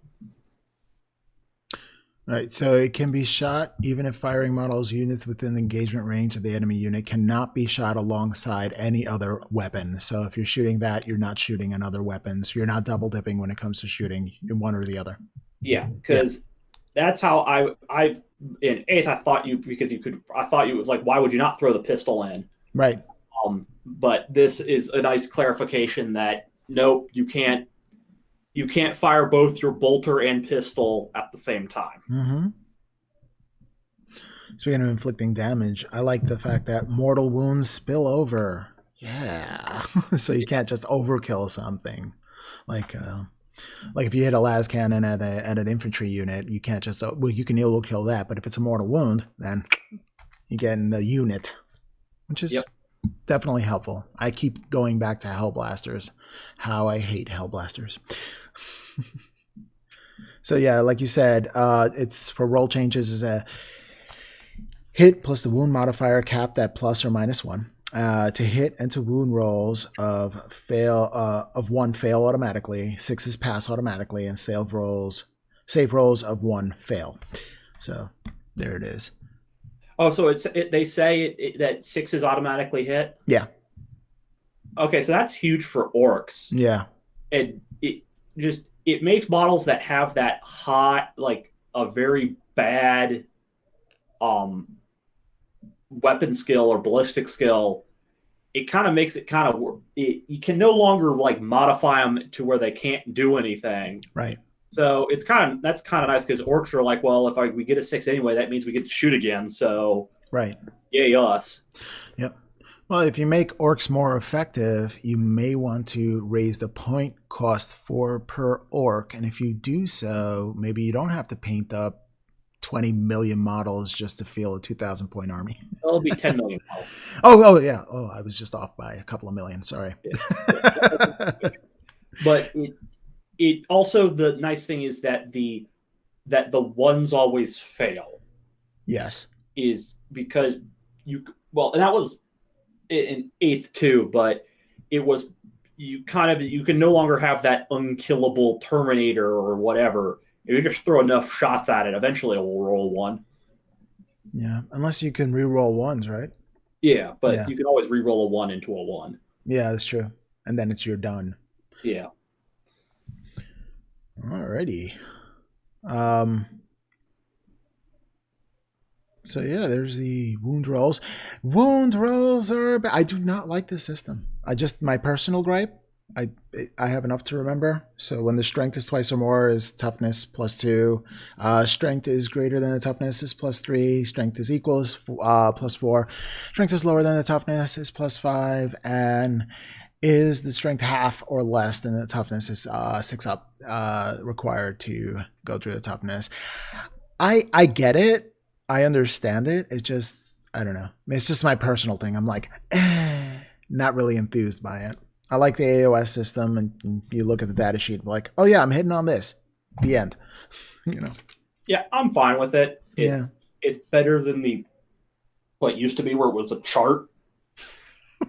So, wait, let's stop playing. Let's consult the chart because that's fun. Right. So it is better. It's smaller. It's simpler. I think I need to get that tattooed somewhere because I don't know. I just keep forgetting. Okay. Once you get it tattooed, they'll change it for you. Oh yeah, absolutely. Absolutely. No, it'll be a scar of the past. Okay, so let's see. Terrain. Let's talk a little bit about some of the terrain stuff. Is obscuring terrain is greater than 5 inches for terrain pieces. Light cover is a +1 save, and dense cover is -1 to hit. Speaking of damage rolls, so there is that. Vulnerable saves pretty much work exactly the same way as the profile says. Not too many changes there. Ignoring wounds is Wounds. Yes. So a model can only use one rule to attempt to ignore each wound suffer. So it's not a conglomeration of different kinds of rules. So absolutely. Yeah. So take that Nurgle Death Guard where you had like the feel no pain and right. the disgusting resilient, and like I'll take several rolls against this one wound. Right. Yep, that's gone. Let's level the playing field for everyone. And I do have Nurgle on sprue. I have an entire army on sprue. It's great. I have this one thing that if I open a box, I have to paint it. I can't That's a good thing to have, because then you end up with less of a closet of shame. I mean, I don't know. Vince Venturella said, "That's ridiculous. Just paint the unit in a box and go on to the next thing." And I'm like, no. My father is a World War II veteran, and he grew up in the Great Depression. So, you open a box, you finish the box. You don't open a new box. That is just ingrained. I don't know. That and saving canned goods. I don't know. Because you never know, right? Yeah. So let's talk about the shooting phase. Look out, sir. All right, so jumping back here. Where did I go there? I don't even see it here. Whoop. It says here, so it applies if the characteristics is less than 9 wounds and less than 3 inches away from a friendly unit. Friendly units with 3 models, with 3 or more models, or a monster or a vehicle. It's just kind of odd to have the Lookout Sir apply to monsters and vehicles, because if you have 2 like character vehicles, I know Chaos has the character vehicles and they're next to each other. We can't shoot at either of them. Right? I don't know. So I think with the vehicles is not a bit. So the one unit I can think of in my head that this applies to that makes no sense is Old One Eye for the Tyranids. That's a character carnifex that you cannot shoot at because of that can be. You could not shoot at him because of Lookout Sir. Right. Which was ridiculously stupid in some of the old rules, because he would be on his own and it'd be like, well, you still can't shoot him because he's not the closest model. But with this change to Lookout Sir, it makes it so like he has to be with someone who could like hide him or protect him to get that save, which makes more sense. Right. The downside with this change is it makes it very that basically you don't want to take assassin models now. Because they've now become really hard to hide and keep safe. Right. So, like, I love the Assassinora models. The assassin models are awesome. So I'm sad to see that there's change. I get why there's the change, because there were a lot of shenanigans with them. But it makes models like that where you have the kind of the character that's like the solo character model. It's hard to basically have him do that job without taking buddies with him to protect him. Right. Yeah, the thing with this is that at first I thought that if it's the closest model, you can attack it. But if it had 3 models close to it, you can attack it. But if it applies, it can only be targeted if it's the closest visible model. So if it's the closest visible model, can it still be targeted if you have 3 or more models around it? Are they going to spearhead attacks? Are they safe with that or not? I think so, but I would need to read the rule again. I think it would be really cool if you could, because there's something epic about having your leaders run into battle with this posse and just wrecking face. Because I think all too often you have your generals on the backfield and they don't really get next to no action other than getting blown off the board occasionally. Yeah, I know that that at least with 8th, the big change was because since you select who of a unit died first, it allowed you to do this thing of running your sergeants at the front of your squad. Mm-hmm. Because before it was you run them at the back because you didn't want them to die. Right. So I'd have to read rules. I think that's what this change allows, but I'm not 100% on that. Okay, I'm gonna need some. Know in the comments. Yeah, gonna need some clarification there.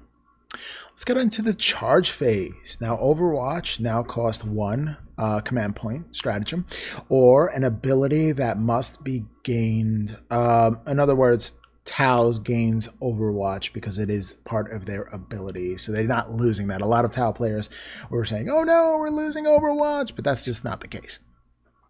TAO players were throwing up the noose, being like, all right, this is the addition that finally puts me over the edge. But no, you're safe, TAO players, for now. If you were a TAO player and took your entire army, put it in a box and set it ablaze, regret your choice now. That guy will live on forever. Yeah, right? Him and his crate, it is burning his Dark Elf army. Oh my gosh. Oh my gosh. I think the hilarious thing is I think he got into Kings of War after that. He could have used the Dark Elf army for that. So I'm like, it's like the joke's on you, buddy. Oh, yeah. That's right. A little bit of patience. Yeah. Multi-charges. Now, you must reach every unit nominated as a charge in the target, and it has to be in coherency. If a unit is not reachable out of your multi-charge, then your charge just fails. Completely. That's it. Even if you make one and don't make the other, your charge just fails, as far as I understand it. Yeah, and I think that's a change because I think in 8th you could declare a multi-charge, but you only had to reach one of your targets. Right. And so it's like, well, you could just say, well, I want to get this unit and this unit on the far, but if I don't get this one on the far, that's kind of okay. This is a change where it's like, well, if you declare what you're charging and you can't reach all you're charging, that's a failed charge. Right. That's right. Fly units can move over models and terrain. Heroic intervention. You must be within 3 inches and over 5 inch, or 5 inch vertical. There's that weird bubble again. Not destroyed, transport, or in close combat. It can now be targeted in the fight phase. So there you go. Yeah. So your hero and character units can run in fearlessly to save their foes, or if you're a guardsman, your officers can run in to die horribly. Oh, there you go. There you go. Doing so with style. Because we can't fight in hand-to-hand. Oh, no. So all charging units fight first. And then here's the interesting. Opponents pick one. And then you alternate between both. That's kind of weird for me. That you're charging in, but your opponent picks, which goes first. That one was a weird... I'm glad they kept the charging units fight first. Yeah. Because that makes sense. Mm-hmm. But having it be your opponent on your turn pick what fights next. Weird. It's weird. So, because it's a weird disconnect so in your opponent's fight phase, if they don't have any charging, you pick who fights first. So hold up a second. Not you. I'm not sure why this change is. I think it's going to have some confusion because you're going to be in your turn and you assume your turn, you get to choose who fights first. It's like, no. It's your opponent who chooses first. Yeah, it kind of messes up that flow. Yeah. Yeah. No bueno. I'm guessing this is this is a trial run for some rule they're going to put into AOS 3. Maybe. I thought AOS rules were the template for 40K, not the other way around. Well, that's what I would assume too, but maybe they're doing both things. They're like, well, let's have both things be our test kitchens. Hey, why not? Just throw some things up, throw some spaghetti on the wall and see what sticks. Yeah. Not how real Italians cook pasta and check to see if it's done. Just saying. If you split it, it's a little white in the middle or lighter color in the middle, then it still needs some more cooking. And if you want to see the next episode of Cooking with Rob, donate on Patreon. Hey, I gotta say, my father's Italian. He taught me how to cook. You know, I need the dough for the pasta. I needed the dough. All right, anyway. And you know, my Hispanic size, I can cook some rice and beans. Arroz con pollo, man. Oof. Anyway, I like to cook. You know what? If the painting videos done in Spanish, also donate on Patreon. Yeah, I could totally do that. I could join Big Child Creatives and Alfonso Gilderaz in all Spanish. I could do that. Actually, I can interview them in Spanish. That would be great too. Yeah, just join the Patreon.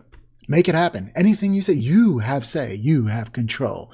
You shape this channel. All right.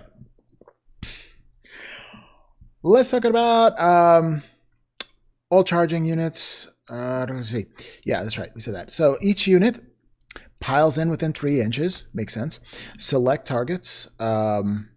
Charging it equates to targets and heroically intervened units.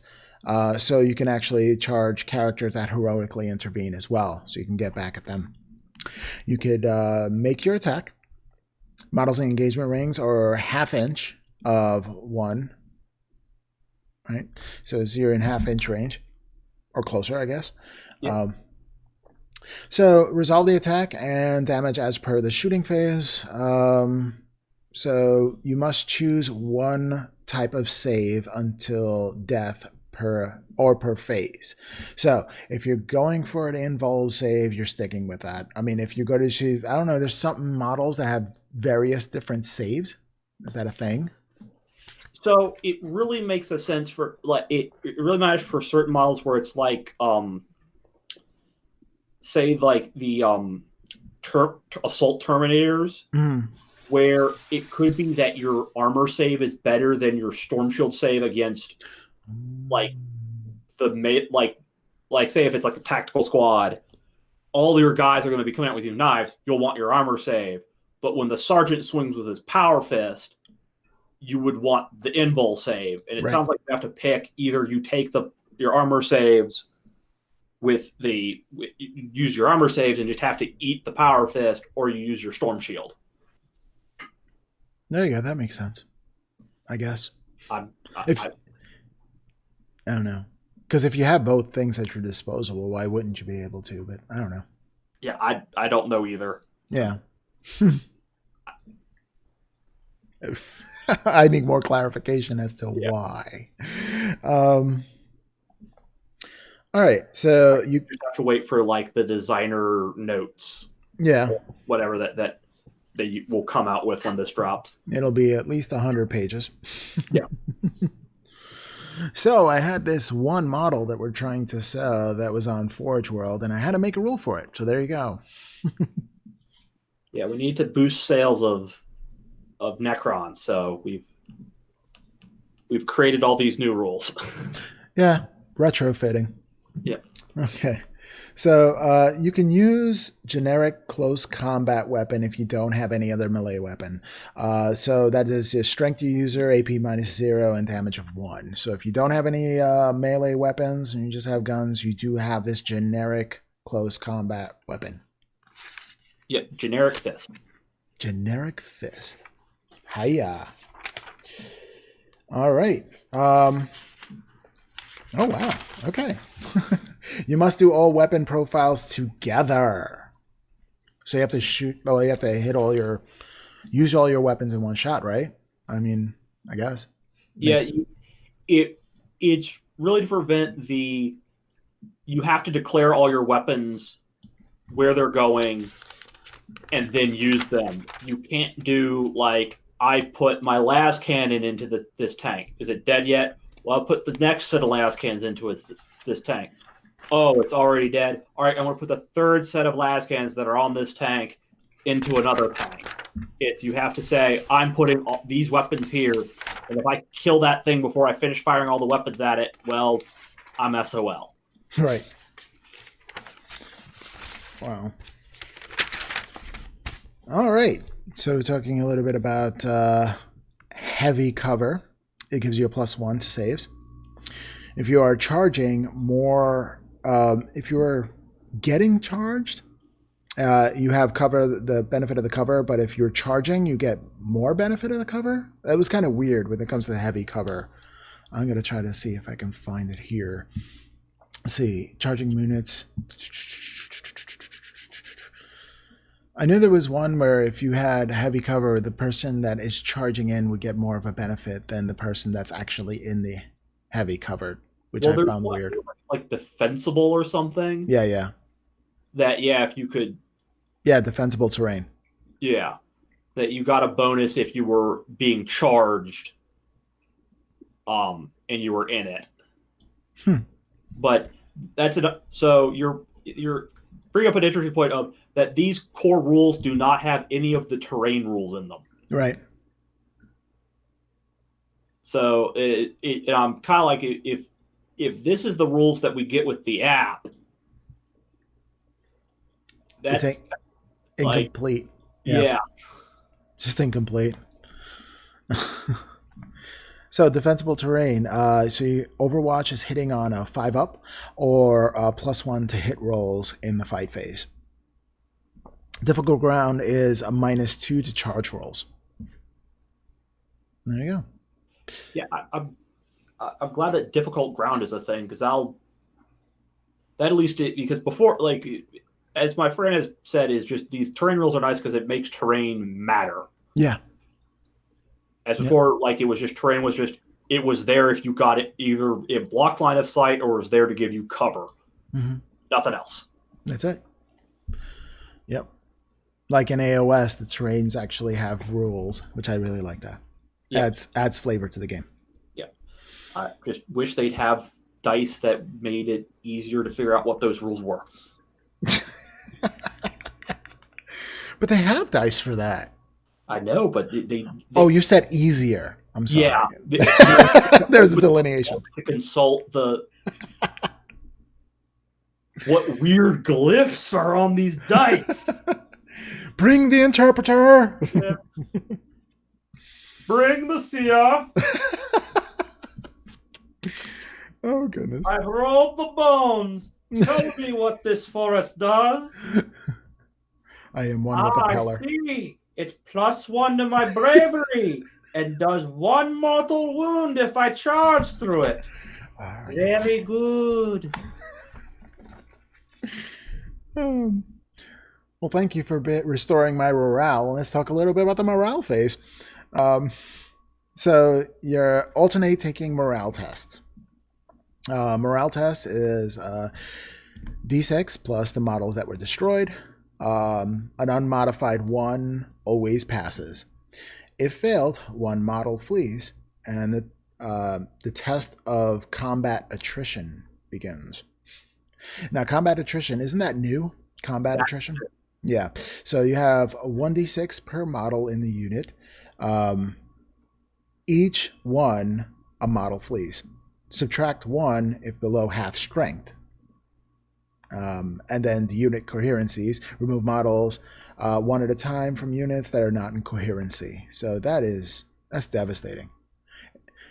So this is a great. So the reason that the change from the morale test change in the combat, what's it called, the combat attrition test? Yes, is because before you could easily shoot a unit of like a large horde of, like, say, boys, mm-hmm.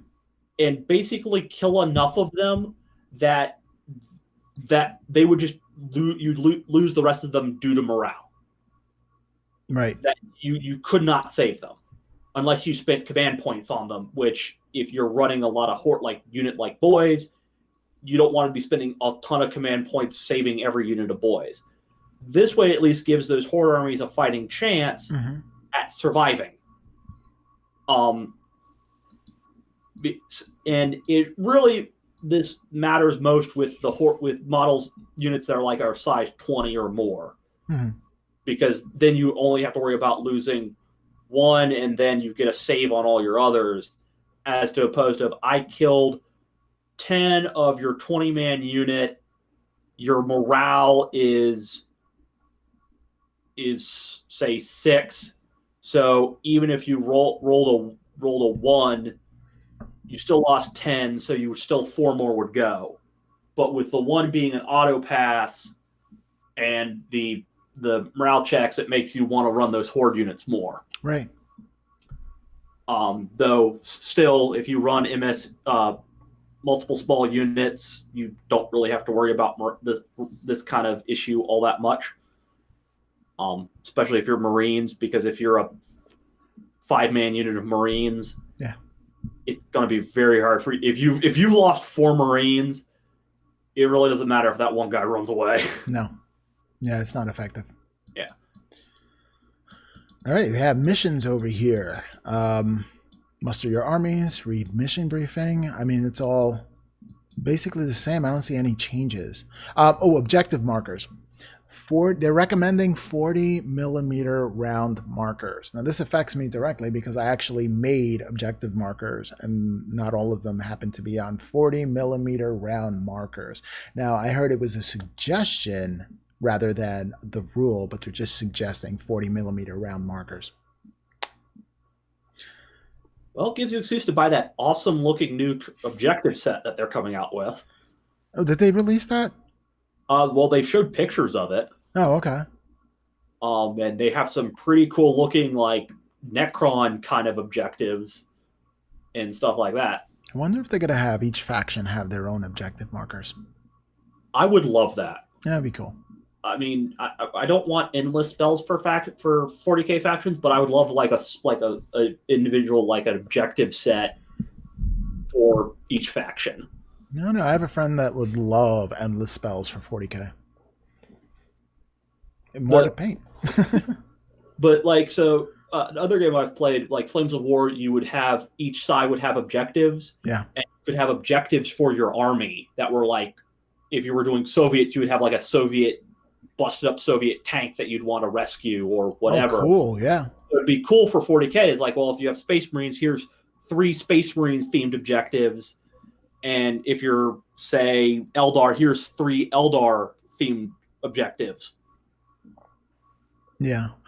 Although Space Marines, I mean, there's so many different types. Like, you can't get dicey. You'd have to have a generic Space Marine objective, like you said, for that to work. Yeah, I'd be cool with that.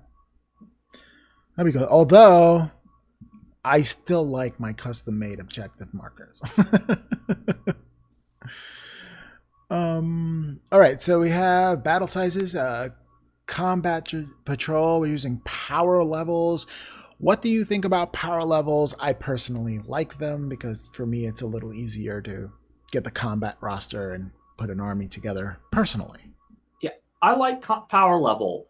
I like that it seems like they're seem to be promoting it more, which makes me hope that maybe they'll do more with power level than they've done before, where it was just kind of power level was this thing that they seemed to kind of have tacked on in 8th and just did not touch afterwards. Right. Because I know the big thing with power levels is like, oh, you don't have to worry about like that they would change the points but not the power level. Right. But sometimes things with the power level with the points would change so much that that the power level would be off by a lot. Yeah. And that I think it was is what some of the issue people have with power level is that where if you're both 100 power level armies but one guy has 1,000 points, the other guy has 1,500. That's a big difference. Yeah, and I think that coming up with the individual units, like the intercessors, just have that one weapon profile, and you don't have multiple weapon profiles.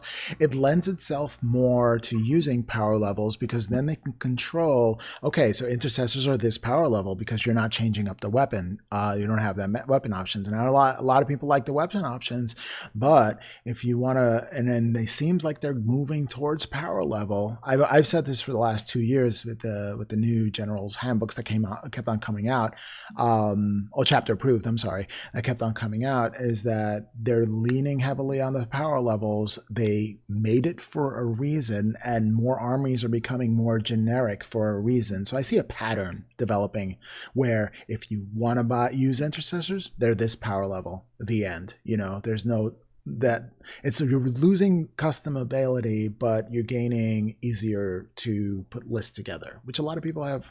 Well, some people have issues with. Like me, I find it difficult to put a list together. I don't math hammer too much, but some people love it. So I don't know.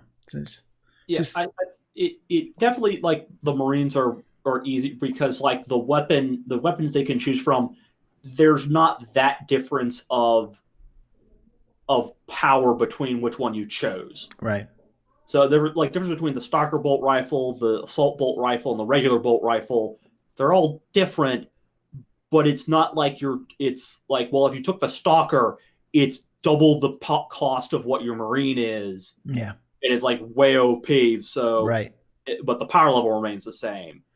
I think that's like the big thing with power level is that some of the units where they're power leveled at what they didn't include their weapons in the power level, so that, like, say for instance, like a Devastator squad of heavy bolters is vastly cheaper than a Devastator squad with 4 las cans. Oh yeah. And that's the big thing with power level is there's some units where, depending on what weapons they're carrying, are either a lot more expensive or a lot cheaper. But I think that's just a thing that's just going to have to change.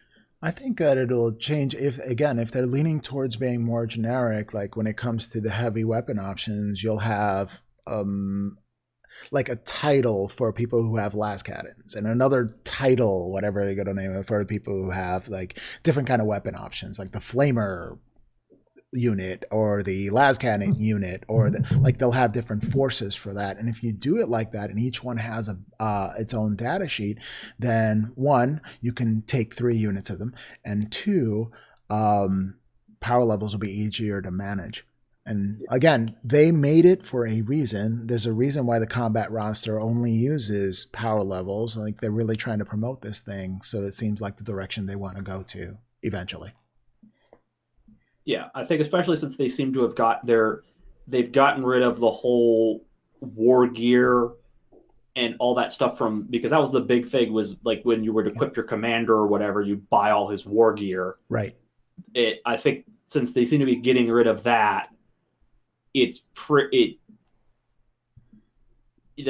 think you're right that I think we're going to see they're going to be pushing a similar thing to the way AOS is point wise. Yeah, it's super easy for me to get a list on AOS.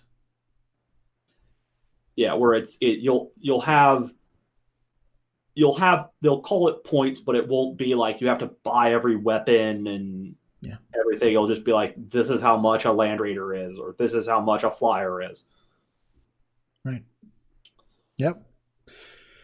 I like simple. I like low barrier of entry. Here is your first, I guess it's the meat grinder, right? The first deployment zones within 12 inches under your standard fare.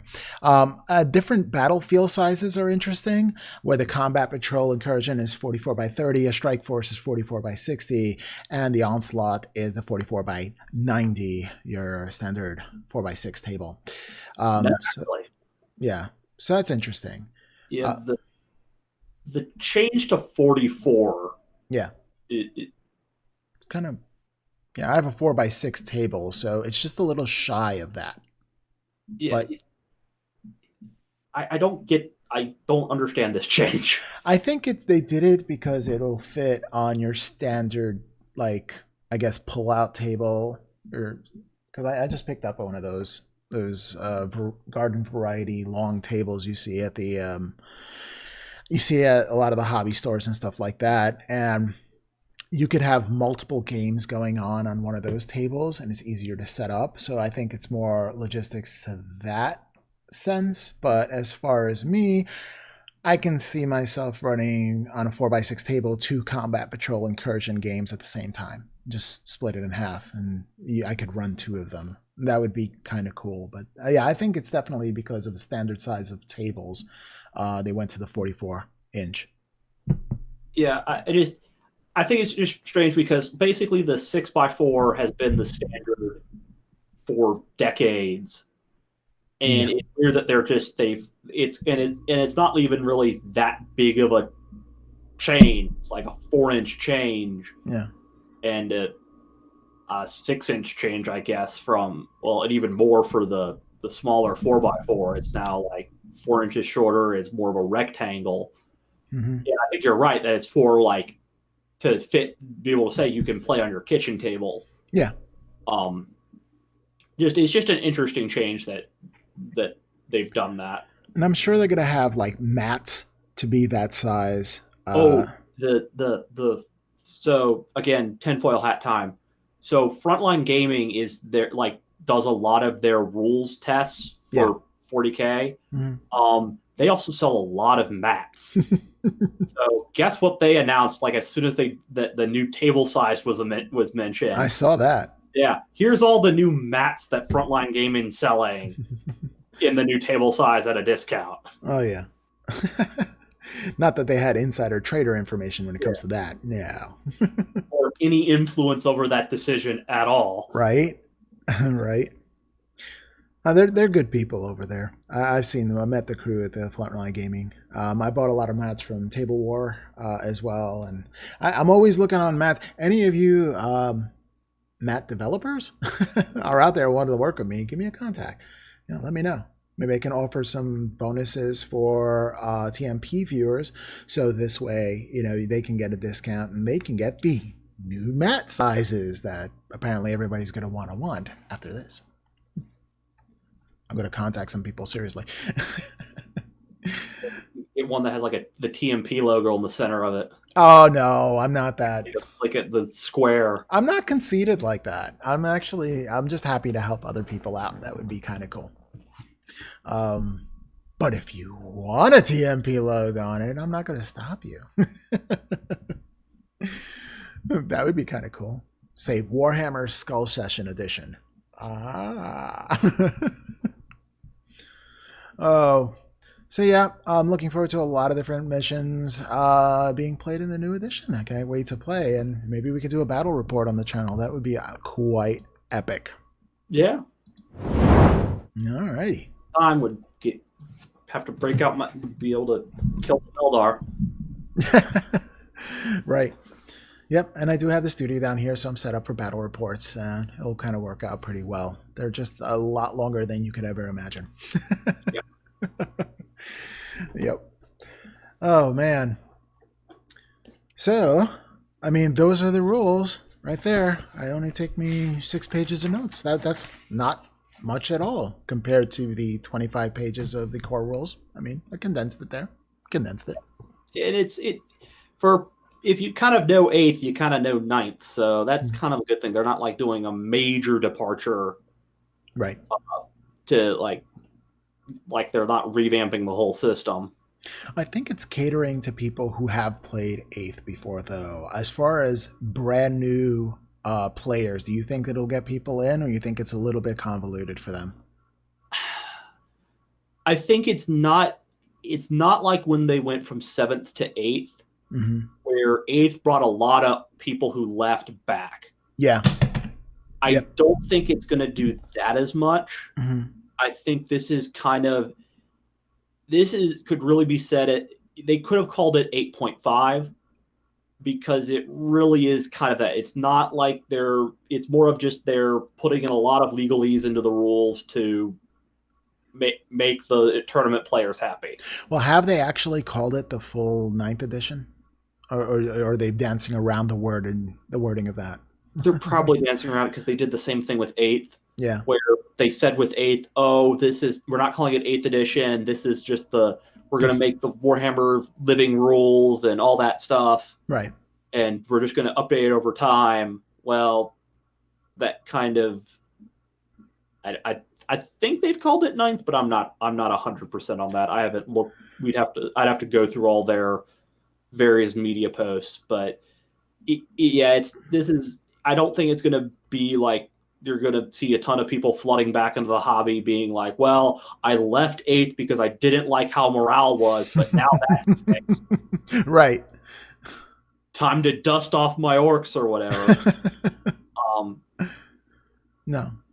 Yeah, I think I think some new people might join, but it's definitely, I wouldn't say as new person friendly as the original 8th edition.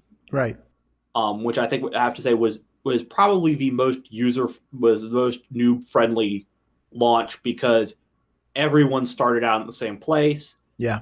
Everyone was working from you didn't have codexes, you had indexes. Right. It was the great unifier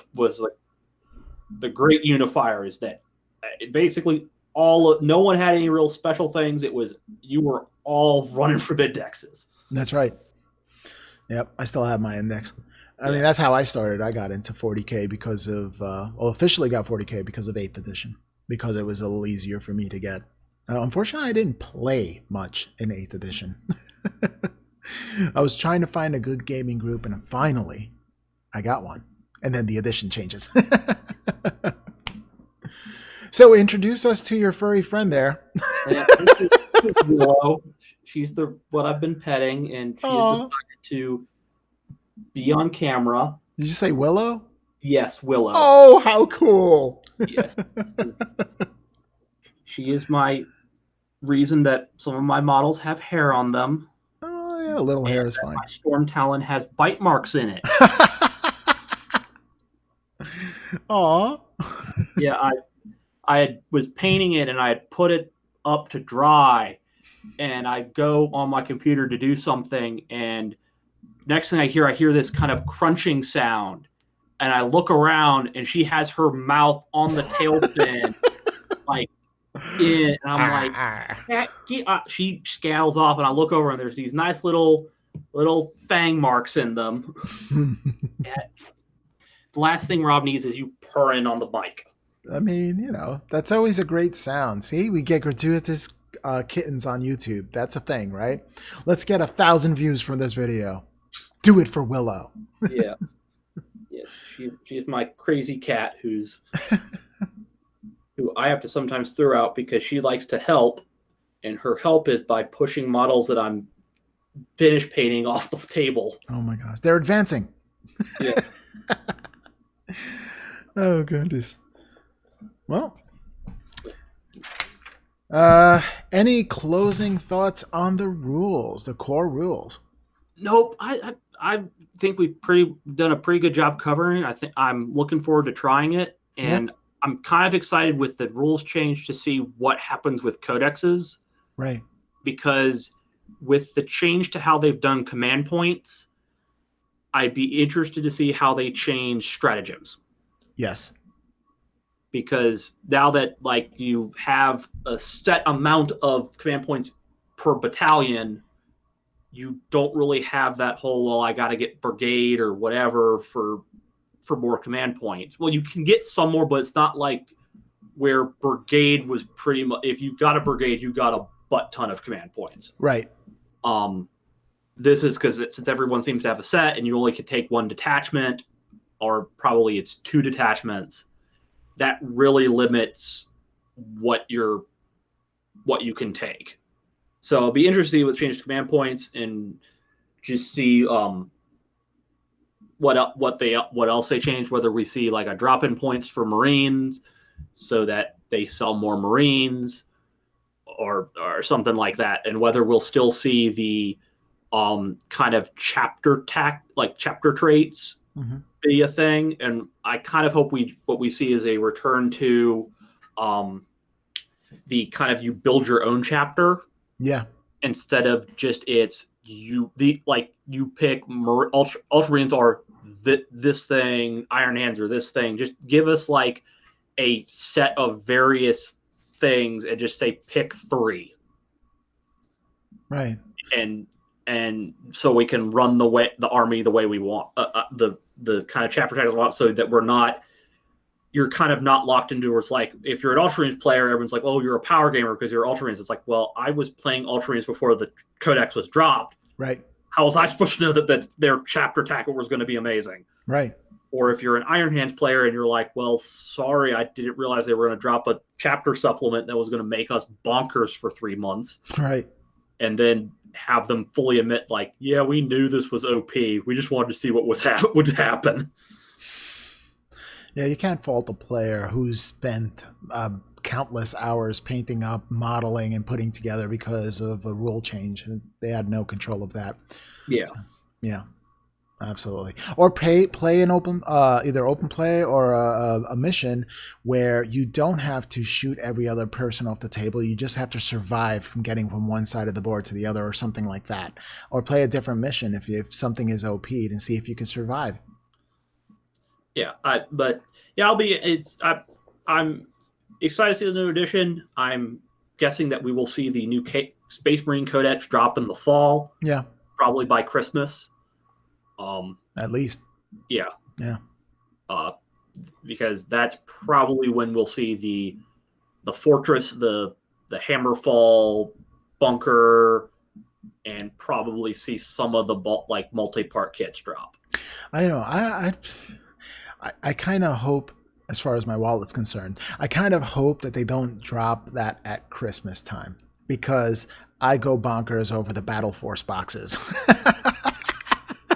Yeah, buying 3 to 4 Battle Force boxes every year, because I don't need that. I really don't. It's just a bad habit.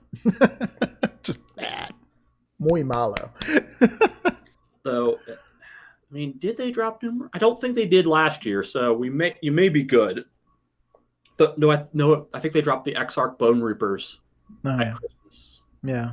Last year, so have to wait and see. Do this with launch. They already announced it. Like, do it within a month. Give me that chaplain on bike, right?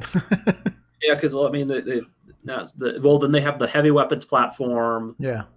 The ATV. It's a me. Yeah. Yeah, like they have like so many, and I'm guessing maybe 1 or 2 of the things they've announced is going to be a push fit kit. Yeah. Which I'm not crazy about, because I like to build in sub assemblies. Yeah, and I'm with you there, and they're a pain in the butt to do with sub assemblies. Mm-hmm. But I'm just, given their kind of, if they're taking from AOS, and I'm thinking about the Soul Wars launch, mm-hmm. where there were some stuff for Stormcast that were only easy to build, only get as those push fit kits. Yeah, easy to build. I still have a lot of the stuff from the Death Guard they're push fit. Yeah. So I'm like, I could easily see like either the chaplain or like the not the tech, like the chaplain, or possibly the buggy being push fit. Mm. Yep, I could see that. Well, I mean, it's just a challenge to paint. The only thing about push fit that I don't like is some of the gaps that presents themselves, which is a bit of a pain. I do make a slurry where I take plastic glue, and I took a little bit of sprue and I put it in the container and made like a gap filling kind of slurry, and then I put it over, and then I sand it off, and it actually becomes hard plastic, and you don't see it. A lot of the Gundam modelers do the same thing. So. But yeah, I'm with you, the push fit kits, where there are some gaps in there that are just horrendous. Yeah. No, definitely. Yep. So new edition, new rules. I am super excited to get. I mean, I found a cool gaming group, and I actually get to play and try it out, and really just dive in and get battle reports done. It's like, for me, it's a 40K dream come true. Well, an AOS, because I do have an AOS army. We do have to play some AOS too. We got to get some love. I'll have to dust off my Stormcast. I mean, yeah, let's do this. I don't think I'm not really looking forward to fighting your Star Drake. It's like a truck coming at you. Oh, you might not have to fight him for a while because I'm still waiting on the base for him. So. Oh, well, that's it. Getting back to the basics. Yeah, but I do have my Flesh Eater quartz. I have a ton of Flesh Eater quartz. I'm excited. I got help putting a list together, and I have more models. I have more models than I can field at the moment, but Flesh Eater quartz keep bringing more models in, so it's just wave. It's kind of fun stuff. All right, well, just really excited about the new 40K stuff. I'm really super excited about playing some games and coming over. And speaking of which, you're coming over here tomorrow, right? We're going to play some 40K. Tomorrow, Saturday. Oh, that's right, Saturday. I keep on thinking, I don't know. It's weird. So when this drops, Rob should be gaming. Well, after. No. I'll be on here. Speaking of which, if you want to come in early and set up the table with me, I'll be more than welcome to have you there if you can make it. Yeah, I should be able to make it. I have no plans Saturday. Awesome. You can come during the premiere. I'd say I have no plans other than being over there for gaming. Yeah, if you come early, we can set up the tables. Or you want to probably have 2 games of Warhammer Underworlds going on a separate table, so this way people are not twiddling their thumbs and everybody can be involved in something while somebody's playing. So, given our gaming group, we're going to have a peanut gallery. Oh, yeah. Yeah, so there's gonna be a Statler and Waldorf mocking the game. Which is always fun. I just like to have options. Alrighty, well, I guess this is another Skull session in the bag. I want to thank everybody for coming in and hanging out with us. It's always fun. Sharing is the kindest thing you can do if you'd like to support the channel. We do have a Patreon page, link in the description, as well as a PayPal tip jar if you're interested in giving that way.